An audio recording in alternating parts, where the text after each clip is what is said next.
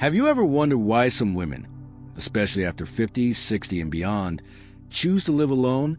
No husband, no boyfriend, no urgency to find someone, no fear of empty rooms or quiet nights. People look at them and whisper, "She must be lonely. She probably couldn't find someone. She's too picky." But what if everything we assume is wrong? What if the woman who lives alone isn't lonely at all? What if she is finally, for the first time in decades, free? A quiet kind of strength.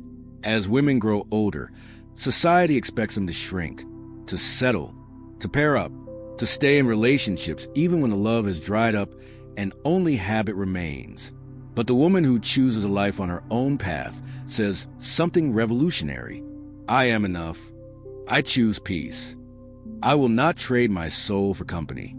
And that kind of inner power, it scares people. It confuses people. It challenges the world.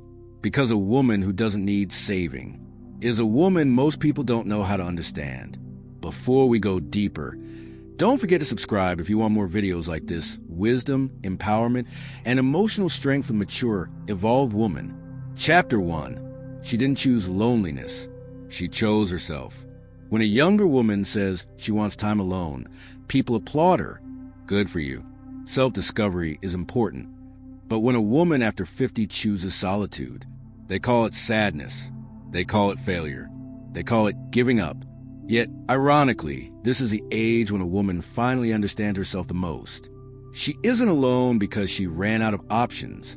She's alone because she ran out of excuses to stay where she wasn't valued. She got tired of being the one who adjusted, forgave, compromised, carried the emotional load, explained herself, accepted crumbs, and called it love. At some point, she woke up and said, "I deserve more, and until more comes, I will give that more to myself." Click like if you're already relating to this. Chapter 2. She's not cold. She's selective. The world loves labeling independent women as cold. She's not cold. She's choosing carefully. She has lived enough to know. Not everyone deserves access to her. Not everyone deserves her time. Not everyone deserves her heart. She is no longer impressed by good looks, sweet talk, temporary affection, promises without action. She wants depth. She wants presence. She wants consistency. And if she doesn't find those things, she would rather enjoy her own company. Because loneliness is not the absence of people. Loneliness is the absence of peace. And this woman refuses to lose hers again. Chapter 3. Jung's shadow. She faced what others avoid. Carl Jung once said, "What we refuse to face becomes our shadow." Most people avoid their own inner world. They run from silence. They chase distractions. They cling to relationships because being alone forces them to confront their truth. But this woman, she turned inward.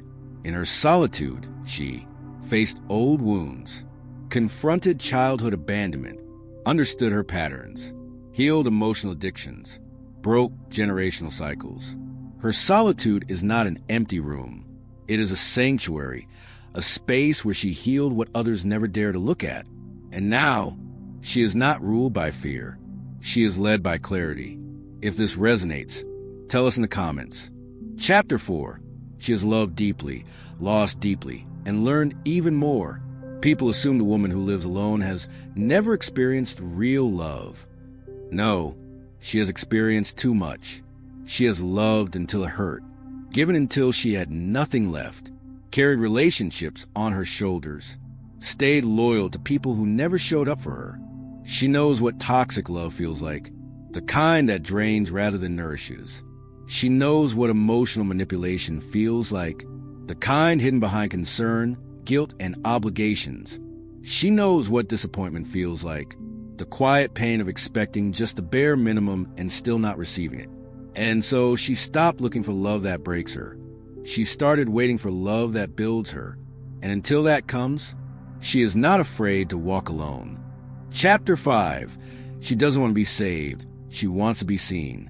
This is the part people misunderstand most. She doesn't live alone because she's tough. She lives alone because she values authenticity. She no longer wants someone to fix her, someone to rescue her, someone to complete her.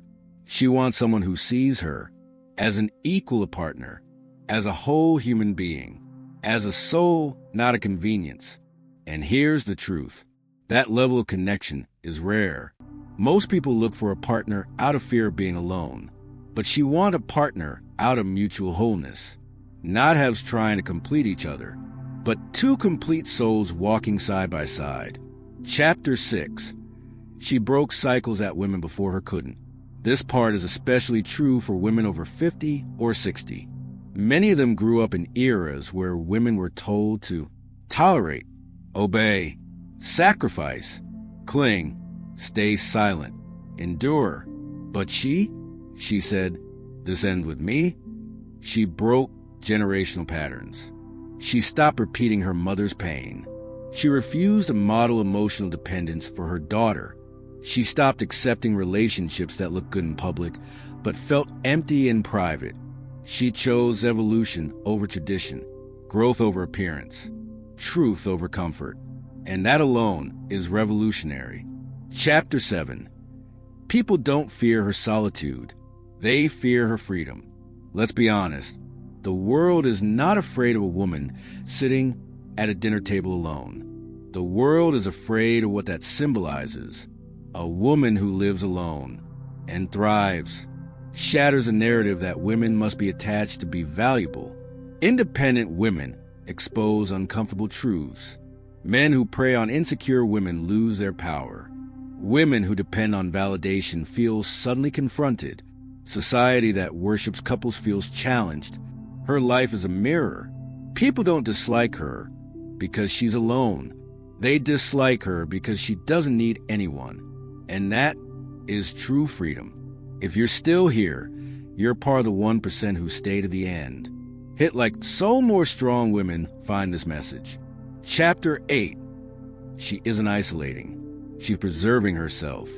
There's a difference between isolation and preservation. Isolation is fear. Preservation is wisdom.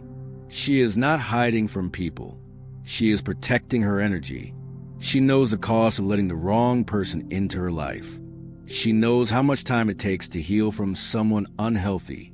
She knows peace is fragile, and she guards it like treasure. When she says no, it's not rejection. It's self-defense. When she walks away, it's not drama. It's clarity. When she chooses a quiet night at home instead of forced company, it's not sadness. It's maturity. Her boundaries are not walls. They are doors with selective entry. Chapter 9. She doesn't need attention. She radiates presence. One of the most beautiful things about women who embrace solitude is this. Their confidence becomes quiet. They don't need applause, validation, public approval, constant reassurance, empty compliments. Their worth comes within, not from the number of messages in their phone, not from the number of people waiting for them, not from the presence of a partner. They are no longer waiting to be chosen. They do the choosing. And that reversal terrifies the world. Chapter 10. She has built a life that feels good from the inside. This is the final truth, the heart of everything. A woman who lives alone has finally built a life that feels peaceful, intentional, aligned, nourishing, safe, authentic. She has hobbies. She has routines. She has friendships that matter. She has emotional maturity. She has financial independence, or at least stability. She has built a life that is hers. And here is the most powerful part. If she chooses a partner now, it will never be out of fear. It will be from fullness, from clarity, from emotional abundance. She doesn't need a relationship to feel whole. She is whole first. And then if love comes, it's a bonus, not a requirement. The truth about women who walk alone. So if someone ever asks, why does she live alone? Why does she stay single?